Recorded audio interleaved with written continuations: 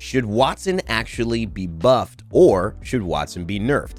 Believe it, this is a camp that two sides of the Apex Legends community are on. Pro players saying Wattson should absolutely be buffed, and legitimately a majority of the community thinking so, and designers looking at statistics saying Wattson is actually performing very well, and if we do buff her, we may need to add a slight nerf so she doesn't overtake the meta. Duality like this frustrates us in life. If you flip a coin, it's either heads or tails. It's not Teds or tails or some combination of both, or no one wins. That makes it very frustrating to make a decision and move on, especially as humans who love to be right, which is why the Wattson thing has been bothering me all week long. So in today's video, I decided to play Wattson over the course of a week, and you'll be seeing some of the highlights from those games while I talk to you about why I believe Wattson is where she is, and we'll get to what I think about that in a little bit later. But the point is, Wattson is a complicated character that definitely has a huge impact on the meta, and while I agree with some of the sides, I think there ultimately is a right side to this conversation, but it takes a little bit of digging to get into. If you want to know what's up with Wattson, came to the right place. Now, while I don't think Wattson needs a nerf, I did set out to prove that Wattson was better than a lot of people considered. But day one didn't work the way that I thought. In fact, I died most of the time day one and was just getting my rhythm. There was nothing inherently strong about the way I was playing and the way Wattson was helping me survive. Octane running around, Revenant totems coming through. I mean, I got Wraith getting in and out of the void. I'm just trying to throw a fence at somebody. Let's be honest, high octane plays is not where Wattson lives, and that was something I was learning on day one. Plus, I was just getting my skill back together. I had a couple of nice moments, but the real learning was that Wattson just by herself in this environment that Apex Legends is played is not very good.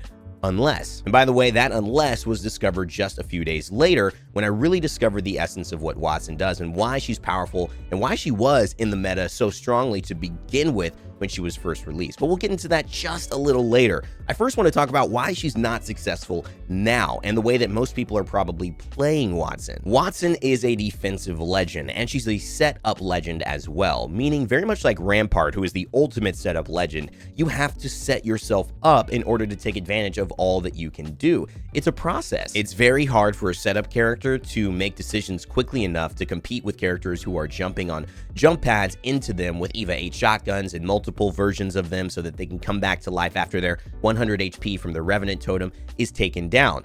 I think this is one of the big components of why Wattson just doesn't work so well. But there's another aspect to this that is very, very important, maybe people are sleeping on. The fact that you have these extra pushes, or the availability of pushes that you normally wouldn't have with Octane's jump pad and with Revenant's totem, means that people are pushing actually in situations that aren't so successful for them to push. Essentially, you know, there's this opportunity now to maybe rob a house. This is not necessarily a fun metaphor. I don't want anybody's house to be robbed. But imagine the door is open on every house on the street. That seems like it would be a lot easier if someone had an inclination to rob the house to just walk in and begin the process. Normally doors are closed, but with the ease of access that you see in that house scenario and in Apex Legends with easy jump pads getting to high ground, easy Revenant totems happening a lot, you now have opportunities to push when maybe you just would have driven down the street. You just would have gone and played a little bit more cautiously. And that hurts Wattson, who requires much more of a strategic element of setting up.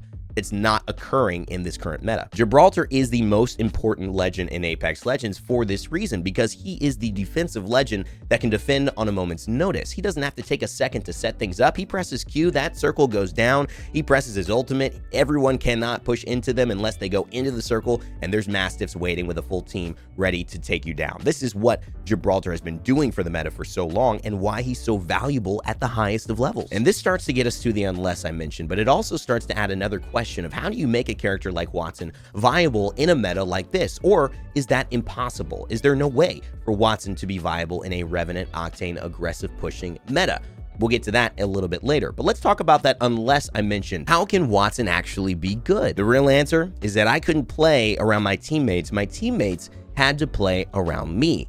Wattson, in order to be successful, has to be the focal point of your strategy.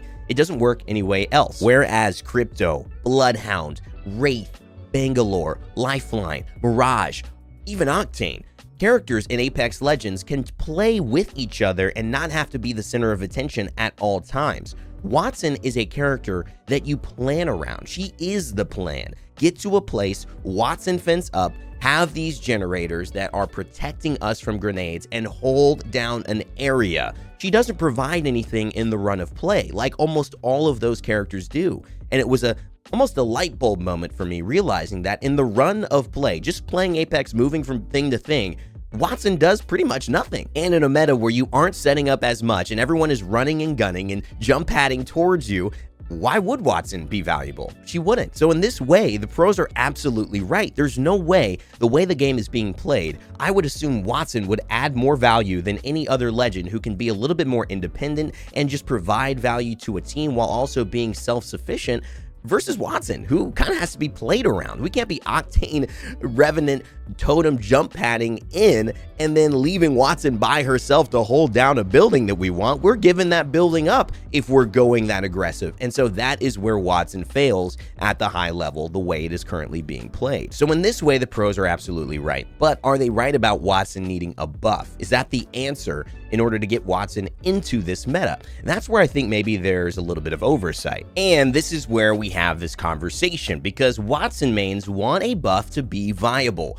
But how can you make a character who is based on setting up viable in a meta where set up is not possible? There are 3 routes to take. 1, do the buff and create such power creep for a character that is already strong innately when the meta is played for them, that you create a monster that almost has to be dealt with for the next 6 months in terms of nerfs. Triple her shield regen, triple the regen on the generator, triple all these things so that at this point you put it down and everyone's like, dang, you cannot kill us. Even if you rev Octane push into us, we're gonna get so much health back from the shielding, we're gonna be able to last, and we're just gonna stay in our building. Nice try, buddy. 2, nerf Octane and Revenant and this aggressive meta, because what will happen is people will realize that aggression doesn't pay off as much anymore. It's not as safe, you're not as mobile, and therefore they'll start looking for substitutions or different ways to play. And Wattson, with a slight buff there, maybe again just a little touch to the generator, maybe a decrease in cooldown, or maybe just an increase in her own passive shielding to make her a better individual legend, similar to how Octane heals a little bit faster than Wattson. Maybe you can bring that up. That could encourage players to jump on Wattson and still feel like they can contribute to their competitive teams without having to match the aggression that Revenant Octane are bringing. And number 3 might be the most important, because this is what I realized over the course of playing and what I would look at in terms of Wattson. I would say Wattson is not a character that will become a meta character until the majority of people in Apex Legends at a high level decide that Wattson should be played. This is a very tricky situation to be, because her base kit is strong enough, whereas if everyone stopped playing Revenant and Octane and they said, we're now running Wattson, Wattson would perform quite well for pretty much all of those characters if they were doing what Wattson requires them to do, using Wattson as the focal point and playing to her strengths. You would see the power of Wattson and what she can bring to the table. The problem is no one's going to do that without some type of encouragement to play Wattson and some type of reason to stop playing what is currently working. There has to be an impetus, a moment, a spark that ignites this change. And unless you see some type of buff to Wattson and maybe some type of nerf to potentially Octane or Revenant, I don't know if it'll happen. I do believe that Wattson, over my course of playing her, is a very winning character. Even if she's in the middle of the pack or slightly above, there are many characters that I step out into Apex Legends with and feel much less secure playing than Wattson. She is not this type of enigma of people misunderstanding how bad she is. She is quite good, because holding down a building, securing your location in a final 3 situation is what wins you a game of Apex Legends. Her kit naturally goes towards winning a Battle Royale game. But it is not what is meta, and it won't be super popular until there is some type of marketing towards what Wattson can do. Very much like the Spitfire, where it was 18 damage, and then it turned into 19 damage per bullet. That season, everyone used the Spitfire so much it became the most hated gun in Apex Legends. They nerfed it back to 18 damage, and it is now still a heavy part of the meta. It is still used, and people now cry for nerfs, even though this is what it was before the buff. So people are complaining about a weapon that existed already. If you don't believe that there can be characters that are powerful that people don't realize until they all start playing it, just like weapons that we've seen many times again, I don't know what to tell you. So who's right here? To put a button on this, they're both right. I know it's like flipping a coin and saying Hales or Teds, but that's actually the truth here. When you look at this conversation between Wattson, she is very good. I believe if everyone decided to play Wattson, they would be successful. But in this current situation where no one is giving Wattson a chance, in order to have her become a part of the meta, she needs some type of buff, even a perceptual buff, to make people like the Spitfire say, hey, 19 damage instead of 18, let's give this bad boy a try. Now, you never know what you're asking for. If a Wattson meta comes back into Apex Legends, you may be calling for nerfs the very next patch, like we've seen with Wattson metas in the past and things like Spitfires in the past as well. But if you want it, hey, you're going to have the consequences, good or bad, that come along with it as well. I'm blessed to have had an experience getting into game development for 3 years, working at a studio, while also being a content creator and also being a player and also being an esports caster at the highest level of the game. I don't think there's anyone in this industry or in Apex Legends that has that level of niche experience around all of the processes of what it takes in this ecosystem of gaming than me.